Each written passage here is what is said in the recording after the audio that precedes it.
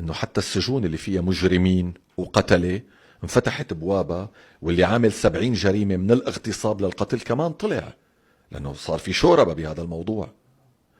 بس اليوم هي المعتقلات اللي طلعوا منها كل هالناس، وانا بدي اقول من قلبي انا بقول الحمد لله على سلامة اي معتقل طلع. بس هاي المعتقلات رح تضل فاضية ولا رح ترجع تتعبى من اول وجديد؟ المرصد السوري لحقوق الانسان اللي كان رأس حربه في مواجهة النظام خلال السنوات الماضية كلها بيقول انه خلال شهر واحد من تسلم السلطة الجديدة في سوريا شؤون الحكم لليوم، في عندك أكثر من 30 ألف معتقل جديد، ما حدا بيعرف عنهم أي شيء، وينهم ما حدا بيعرف حد أبدا، اختفت أخبارهم. وفي عندك أكثر من 9000 معتقل من المجندين، هاي المرصد السوري. طيب نحن اليوم طريقة اعتقالهم، طريقة محاسبتهم، طريقة محاكمتهم، طب عليه إشارة استفهام كبيرة.